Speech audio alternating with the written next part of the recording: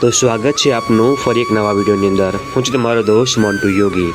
આજે આપણે દર્શન કરીશું દેવાદિદેવ મહાદેવના। અલિન્દ્રા ગામમાં વિરાજમાન શ્રી ઇન્દ્રેશ્વર મહાદેવ એ આજે પણ હજરા હજુર વિરાજમાન છે। લોકવાયકા એવી કહેવાય છે કે પૌરાણિક કાળની અંદર જ્યારે મહાદેવના પૂજારી શ્રી હતા એ મહાદેવની પૂજા કરતા હતા, પરંતુ જ્યારે ગામમાંથી કાંઈ જ એમને ભિક્ષા દાન ન મળતા, તેનું ભરણ પોષણ ન થતાં એ મહાદેવજીને અરજાસ કરીને મહાદેવજીનું મંદિર છોડીને ચાલ્યો જાય છે। પરંતુ જ્યારે રસ્તામાં જ એને મહાદેવજીના દર્શન થાય છે અને મહાદેવજી એને કહે છે કે તું જા પાછો અને તારી જે જીવનની દૈનિક જે જરૂરિયાત છે એ તને મહાદેવજીની જે ગળતી છે એમાં તું હાથ નાખીશ તો તારી જે દૈનિક જરૂરિયાત છે તને એટલા પૈસા તને મળી જશે। અને ખરેખર વાસ્તવમાં આવું થયું। અને બીજી પૌરાણિક વાર્તા એવી છે કે જ્યારે દુષ્કાળ પડ્યો હતો અલિન્દ્રા ગામની અંદર, ત્યારે બધા લોકો શ્રદ્ધાળુએ મહાદેવજીના જે શિવલિંગ છે, આજે જે શિવલિંગ છે તેના ઉપર જળનો અભિષેક કર્યો હતો અને પાણીમાં મહાદેવજીનું શિવલિંગને ડૂબાડ્યું હતું અને ખરેખર મહાદેવજી પ્રસન્ન થયા અને વરસાદ વરસાવ્યો હતો। શ્રી ઇન્દ્રેશ્વર મહાદેવજીએ ગામમાં વરસાદ વરસાવ્યો હતો અને દુષ્કાળને દૂર કર્યો હતો, ભક્તોના દુઃખને દૂર કર્યા હતા। એવા શ્રી ઇન્દ્રેશ્વર મહાદેવજી આજે પણ હજરા હજુર વિરાજમાન છે અને આજે પણ હજારો માણસો છે ભગવાનના દર્શન કરવા માટે આવે છે દૂર દૂરથી અને દાદાના દર્શન કરે છે અને દાદા પાસે મનોકામના માંગે છે અને દાદા બધાની મનોકામના પૂરી કરે છે। આપણે પણ આ વિડીયોને વધુમાં વધુ શેર કરીએ જેથી લોકો વિડીયોના માધ્યમથી દાદાના દર્શન કરે અને એમની મનોકામના ત્યાં બેઠા પૂરી થાય એવી આશા સાથે હું વિડીયો તમારી સાથે લઈને આવ્યો છું। વિડીયો ગમે તો લાઇક, શેર અને સબસ્ક્રાઈબ કરવાનું ભૂલશો નહીં।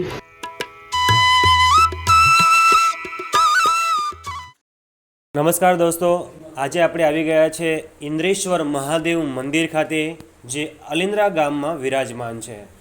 દાદા છે એ વર્ષોથી આપણા ગામમાં વિરાજમાન છે। આ મંદિર વિશે જ્યારે મારે માહિતી લેવી હતી કે દરેક મંદિરમાં એનો ઇતિહાસ હોય છે, આપણા જે મહાદેવજી છે એમનો મારે જ્યારે ઇતિહાસ લેવો છે ત્યારે અમને અહીંથી જે જયમીન કાકા છે એ આજે આપણને ઇતિહાસ આપવાના છે। તો જયમીન કાકા, તમારું સ્વાગત છે અમારી આ ચેનલની અંદર। સૌથી પહેલાં અમને આ જે મંદિર છે, આ મંદિરની લોકવાયકા જે પૂરી જે જૂની કહેવત છે એ કઈ છે એમને બતાવો। લોકવાયકામાં પહેલાં એવું હતું કે અહીંયા બહુ પહેલાં વર્ષો થઈ ગયા ને, તો એ વખતે અહીંયા આગળ એક ગોસાઈ મહાદેવ દાદાની પૂજા કરવા રહેતા હતા। હવે એ પૂજા કરતા હતા ને એમાં એમને ગામમાંથી કોઈ જગ્યાએથી દાન મળતું નહોતું અને એ વખતે એમનું કંઈ ભરણ પોષણ થતું નહોતું। એ ટાઈમમાં મહાદેવ દાદાને કગરી પડ્યા કે દાદા, મારાથી તમારી સેવા થશે નહીં, મારું અહીંયા પૂરું થતું નથી, એટલે હું આ ગામ છોડી દઉં છું। એટલે મહાદેવ દાદાએ ને કગરી નીકળ્યા, પછી આગળ રસ્તામાં ગયા, ત્યાંથી લગભગ એકાદ ઘઉં જેટલા ગયા અને ત્યાં આગળ મહાદેવ દાદાએ એમને દર્શન દીધા અને મહાદેવ દાદાએ એવું કહ્યું કે બેટા કઈ જાઉં છું? તો કે મારું આ કામમાં પૂરું થતું નથી, હું દાદાની સેવા કરતો તો મારું પૂરું થતું નથી, એટલે હું આ ગામ છોડીને જાઉં છું। પછી એ મહારાજ શ્રી એવું કહ્યું કે જા તું પાછો અને ગરતીની અંદર હાથ નાખજે, રોજ સવારે ઉઠીને ગરતીમાં હાથ નાખજે તો ગરતીની અંદરથી તારું રોજનું ભરણ પોષણ નીકળી જશે। એટલે લોકવાયકા પહેલાં એવી હતી ને મારા દાદા પણ આવી વાત કરતા હતા, એટલે મને ખબર હતી। બરાબર। તો આ જે લોકવાયકા આપણને કહી છે, દાદા છે હજરા હજુ વિરાજમાન છે, જે પૂજારી શ્રી હતા, જે પૌરાણિક કાળમાં વાત હતી એ પ્રમાણે કે એ આવતા હતા, ભગવાનની પૂજા કરતા હતા, અહીંયા આગળ સેવા કરતા હતા, પરંતુ જ્યારે એમનું ભરણ પોષણ ન થતાં જ્યારે અહીંથી જાય છે તો મહાદેવજી એમને જવા દીધા નહીં। અને જેમ કે બીજી એક વાર્તા એ પણ મેં સાંભળી છે કે આ ઇન્દ્રેશ્વર મહાદેવજી છે અને કંઈક બીજી વાત મેં સાંભળી હતી વરસાદ વિશે કંઈક। હા, વરસ કોરું એક વખત દુકાળ જેવું હતું, એ વખતે વરસાદ બિલકુલ નહોતો પડતો, તો મહાદેવ દાદાને કૂવેથી પાણી બધા ઉંચકીલા એ બેડે બેડે અને મહાદેવ દાદાને ડૂબાડ્યા। મહાદેવ દાદાને ડૂબાડ્યા પછી વરસાદ થયેલો।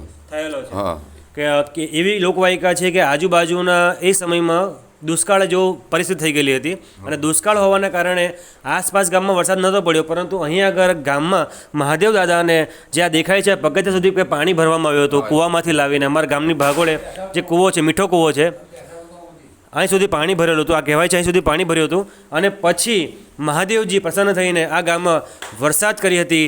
ઇન્દ્રેશ્વર મહાદેવ છે એક સાક્ષાત હાજરાજુ વિરાજમાન છે. અમારા ગામમાં આવેલા મહાદેવના દર્શન તમે પણ કરવા આવો. જેટલા પણ વિડીયો નિહાળી રહ્યા છે, વિડીયોને વધુ શેર કરો, દર્શનનો લાભ તમે પણ કરો. અને પવિત્ર શ્રાવણ માસમાં તમે જોઈ શકો છો સરસ ભગવાનની જે ફૂલ મંડળી ભરાય છે. આખો શ્રાવણ માસ છે ભક્તિમય વાતાવરણ થઈ જાય છે. ઘણા બધા ભક્તો ઉમટી પડે છે, સરસ મજાના દર્શન થાય છે. પ્લીઝ તમે બધા અહીંયા આગળ આવો, દર્શન કરો અને ભગવાન પાસે મનોકામના માંગો. મેં એવું પણ કહ્યું છે લોકો મનોકામના માંગે છે, બધાની લગભગ પૂરી થાય છે. બધાની 100% પૂરી થાય છે. અને ઘણા દાખલા મેં જોયા છે, ઘણા બધા લોકો હતા, ઘણા બધા લોકો સાથે મુલાકાત કરી અને ઘણા બધા લોકોએ કહ્યું છે કે એમની મનોકામના અહીંયા આગળ પૂરી થાય છે. તો તમે પણ આવો, દર્શન કરો અને બધાને વિડીયો શેર કરો તો બધાને પણ દર્શન દાદાના થઈ જાય. આપણી સાથે અત્યારે મંદિરના જે પૂજારી શ્રી છે જોડી ગયા છે. આપનું નામ જણાવજો અમારા વ્યુઅર્સને. હસમુખભાઈ વ્યાસ. હસમુખભાઈ, અમારે એ જણાવો છો કે અમારા વ્યુઅર્સે જાણવા માંગે છે કે આપ શ્રી જે આ મંદિર મહાદેવ છે, જે મંદિરની પૂજા કરો છો, આરતી કરો છો, તો આરતીનો સમય સવારનો કેટલા વાગ્યાનો હોય છે? સવારનો અત્યારે શ્રાવણ માસ નિમિત્તે 5 વાગ્યાનો ટાઈમ રાખેલો છે અને નિયમિત 5:30નો ટાઈમ અમે રાખેલો છે. અમારા વ્યુઅર્સ એ પણ જાણવા માંગે છે કે સવારની જે 5 વાગ્યાની આરતી હોય છે એમાં ગામના શ્રદ્ધાળુઓ કેટલા આવે છે? ગામના 10 માણસ તો આવે જ છે. સવારમાં 5 વાગે બી આવે છે. હા. અને પણ 5 વાગ્યાનો ટાઈમ હોવા છતાં પણ સવારે વહેલા અર્લી ઇન ધ મોર્નિંગ બધા આવી જાય છે. હસમુખભાઈ, અમને એ પણ જણાવજો કે તમે કેટલા વાગે ઉઠો છો? હું 3 વાગે ઉઠું છું શ્રાવણ માસ નિમિત્તે. હા, બાકી 4 વાગે. 4 વાગે. અને મેં એ પણ જાણ્યું છે કે શ્રાવણ માસમાં પવિત્ર શ્રાવણ માસ ચાલે છે, તો અહીંયા આગળ ફૂલ મંડળી ભરાય છે, ફૂલ મંડળીનો કાર્યક્રમ થાય છે. તો અત્યારે તમે કેમેરામાં જોઈ શકો છો સરસ ફૂલ મંડળી ભરાય છે. તો આ ફૂલ મંડળી જે હોય છે એ આખા મહિનામાં અગાઉથી બુક થઈ જાય છે? હા, અગાઉથી 30 દિવસની બુક હોય છે, ડબલ બી કરવી પડે છે અમુક. હા, એટલે 2 થાય. 2 દિવસ, 1 દિવસમાં 2 થાય. હા. અને આ વખતે શ્રાવણ માસ છે એમાં મેં સ્પેશિયલી જોયું છે ગુલાબની ફૂલ મંડળી વધારે ભરી. હા, એટલે ગુલાબની આફેર વધારે હોય છે, કારણ કે બધાની માંગ છે કે ગુલાબની ફૂલ મંડળી ભરો, એટલે ગુલાબની અમે ભરીએ છીએ. બહુ સરસ. આપણને હસમુખભાઈએ સરસ માહિતી આપી, એ બદલ જે પૂજારી શ્રી છે મહાદેવ મહારાજના, ઇન્દ્રેશ્વર મહાદેવ મહારાજને એમનો આભાર, ધન્યવાદ. ઓમ નમઃ શિવાય. આપણે ઇન્દ્રેશ્વર મહાદેવ મંદિરમાં આવી ગયા છે. અત્યારે દર્શન કર્યા છે મહાદેવજીના પાથેશ્વર સ્વરૂપના. જે સ્વરૂપ છે, જે આ ભગવાનનું તમે સ્થાपना તમે कब करते हो? आप कब करते हो? हम सुबह में करते हैं. सुबह में? हाँ, सर. कितने बजे उठते हो आप? 4 बजे. 4 बजे उठ जाते हो? हाँ. और ये जो स्थापना करते हो आप सुबह में, तो कितनी देर लगती है, कितना टाइम लगता है उसमें? 1 घंटा. 1 घंटा लगता है. और ये जो आप प्रति श्रावण मास में करते हो, तो अभी उनको विसर्जित करते कहाँ करते हो आप? विसर्जन करने अब शाम को जाते हैं. शाम को जाते हो? पूरा दिन उसकी भक्ति पूजा हाँ, होती भक्ति है? पूजा होती है. पूरा दिन यहीं बैठते हो? हाँ, यहीं बैठते और क्या दिन में क्या करते हो आप उसमें? दिन में पूजा करते हैं भगवान का. अब विसर्जन भी शाम को ऐसे मतलब करते हैं, 4 बजे से चालू करते हैं. हाँ. हाँ, पूजा करते हैं भगवान की. और हमारे व्यूअर से जानना चाहते हैं कि अगर आप सुबह में और दूसरी आपकी एक्टिविटी क्या होती है? गाँव में घूमते हो आप? गाँव में घूमते हैं. क्या करते हो वहाँ पर? वो भगवान का भजन करते हैं. तेल नाचते हो? हाँ. और हमारे व्यूअर से भी जानना चाहिए आपका क्या नाम है, आप कहाँ से आए हो? उमेश नाम है, उमेश मार. उमेश जी, कहाँ से आए आप? हम गांव से आए, जलालगढ़ से, ग्वालियर जिला मतलब मुरैना है. हाँ. और मध्य प्रदेश है, MP. आपको कैसा लगता है यहाँ पर? बहुत अच्छा लगता है. अच्छा लगता है? हाँ. गाँव कैसा लगा? लीला गाँव कैसा लगा आपको? हाँ, गाँव अच्छा. गाँव अच्छा लगा? अच्छा लगा. लोग कैसे लगे? बहुत सुंदर लगते हैं, बहुत अच्छे. सुंदर, अच्छा बहुत हाँ, अच्छे लगे. बहुत प्रेम. ભક્તિ ભાવ વાળા ગામ है ना? ભક્તિ ભાવ વાળા. તો વ્યુઅર્સ, આ હતા આપણા ઉમેશજી મહારાજ છે, જે અહીં આગળ ટેલ નાખે છે અને ટેલનું કામ કરે છે. સવારમાં ઉઠીને ભગવાનની પાથેશ્વર ભગવાનની સ્થાપના કરે છે અને એમનું જે એક્ટિવિટી છે દિવસ દરમિયાન આખો દિવસ ચાલુ જ રહે છે.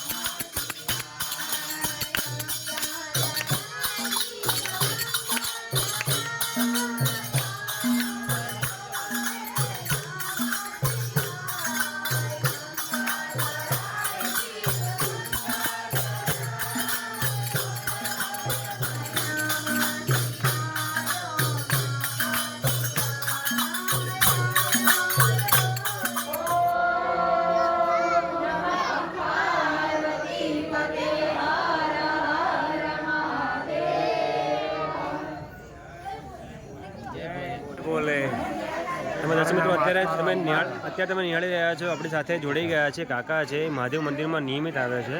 આપણે એમની સાથે વાત કરવાનો પ્રયત્ન કરીશું. શું નામ આપનું? અમારું નામ આત્મારામ અંબાલાલ ચૌહાણ, મોડવી ચોક, અલિન્દ્રા. આપ કેટલા ટાઈમથી મંદિરમાં આવો છો? હું લગભગ ઘણા વર્ષોથી આવું. ઘણા વર્ષોથી આવો છો. તમને કેવું લાગે છે અહીંયા બહુ કરાવીને? સરસ, આનંદ. સાંજની આરતી શ્રાવણ મહિનામાં હોય તમે આવો છો ને? ચાલુ ડેલી, એક કે દિવસ બાકી નહીં, ના ડેલી આવો. આવો. બહુ સરસ, સુંદર.